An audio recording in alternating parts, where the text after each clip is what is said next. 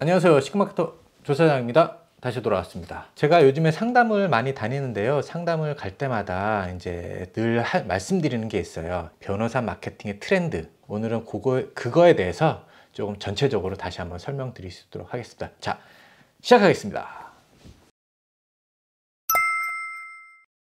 환경적인 영향 때문에 변호사님들도 수임을 하는데 굉장히 어려운 점을 많이 겪고 있고, 그러다 보니까 이제 광고에 대해서 굉장히 많은 관심을 가지고 계신 것 같아요.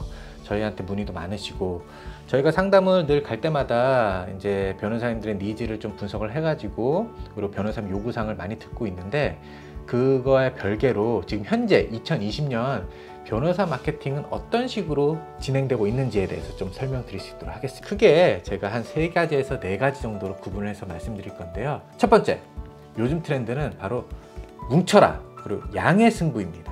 과거에는 개인 변호사님들이 홍보를 대부분 하시는 편이었어요. 물론 대형 로펌이라든지 법률사무소도 홍보를 했지만, 그 와중에서도 대형 로펌이나 법률사무소 안에 있는 구성원, 소속 변호사님들이 개별적으로 마케팅을 많이 하셨는데, 요즘에는 대형 로펌들이 적극적으로 마케팅에 참여를 하고 있습니다. 개인에서 그룹으로 바뀐 트렌드의 원인은 당연히 비용 싸움이 되고 있기 때문인데요.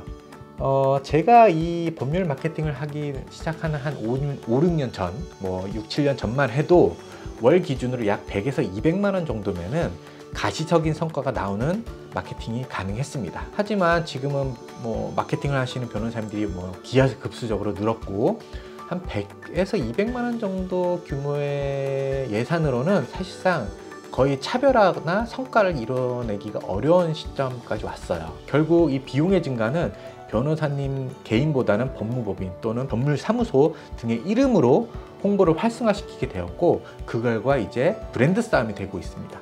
이렇게 대형 로펌이 적극적으로 진입하면서 당연히 고객은 개인보다 규모가 있는 브랜드를 선호하게 되었고요. 개인 변호사님들의 마케팅 입지는 굉장히 더 좁아지게 되었죠.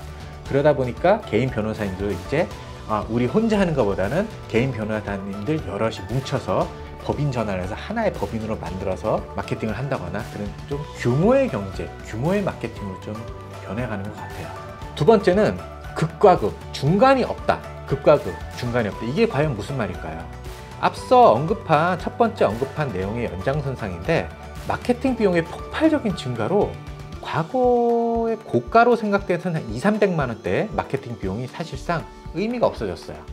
최소 현재 기준으로 최소 500 이상, 대부분 1000만 원이 넘는 마케팅 월 비용을 지출하면서 대대적인 홍보를 진행하거나, 아니면은 극단적으로 100만 원 이하의 브랜드 블로그 중심의 마케팅만 진행되는 마케팅 시장이 형성되고 있습니다. 사실 대형 로펌은 한 달에 수천에서 많으면 수억 단위의 투자로 마치 진짜 쌍끌이 어망처럼 모든 마케팅 활동을 펼치고 있고요. 네이버에 수많은 키워드를 노출시키는 전략으로 시장을 지배하고 있는데요.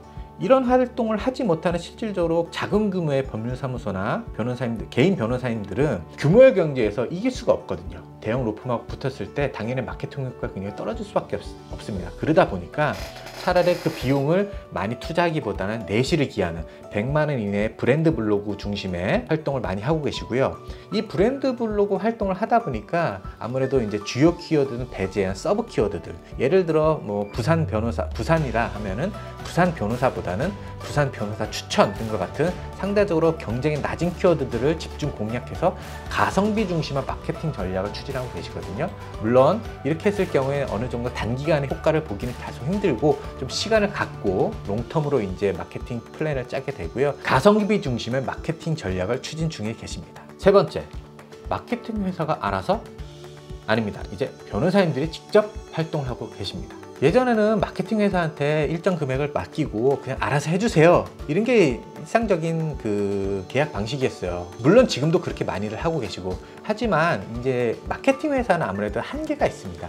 예를 들어 일단 마케팅 회사가 변호사님 그 사무실에서 일하는 게 아니다 보니까 아무래도 컨텐츠의 최신화라든지 변호사님의 상황에 맞는 적절한 마케팅을 진행하는 데는 시간적인, 물리적인 한계가 분명히 존재했습니다. 과거에 이걸 다 무시했었는데 아무래도 이제 경쟁이 좀 치열해지다 보니까 관심을 갖기 시작하셨어요. 더욱이 요즘에는 고객들이 정보 활용 능력이나 선택 능력이 굉장히 높아지다 보니까, 그리고 수많은 정보들이 쏟아져 나오고 있고, 그래서 고객들의 선택의 기준이 굉장히 깐깐하고 복잡해졌습니다. 즉 과거에는 무조건 노출만 되면 오케이 이라는 전략이 있었는데 이게 한계점이 왔고요.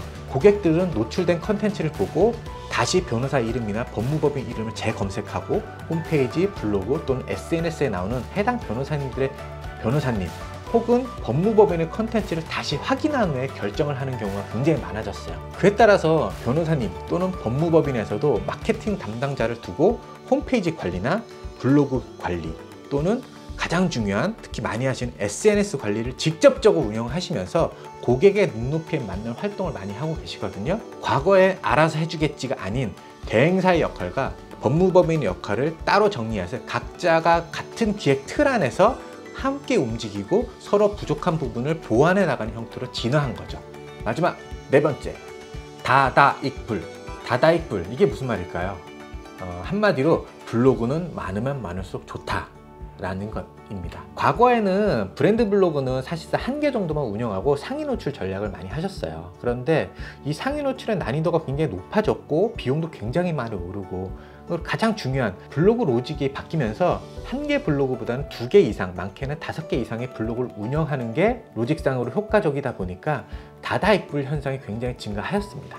네이버 로직이 전문성을 강조하다 보니까 한 개의 블로그에 여러 가지 주제를 담는 것보다는 각 주제별로 블로그를 따로따로 운영하면서 그 주제를 굉장히 깊숙이 다루는 게 유리하게 되고 그렇게 진화를 하게 된 거고요.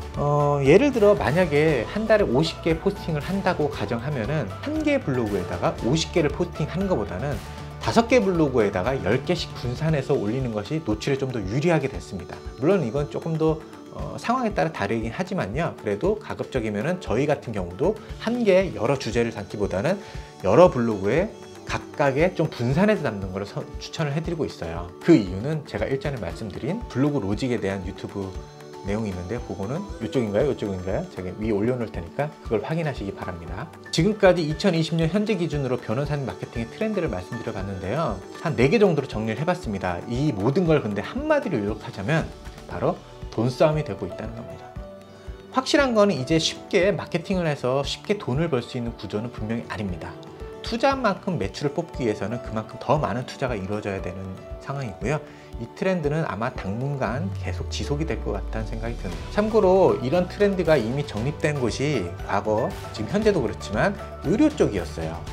법률 쪽은 이 의료 쪽과 다르게 아직까지는 좀 이런 트렌드가 좀 늦게 발생된 것 같은데요. 법률 쪽도 결국 의료 광고처럼 고비용, 고매출의 형태로 진행될 거라고 예상이 됩니다. 자, 지금까지 시크마케터였습니다. 감사합니다.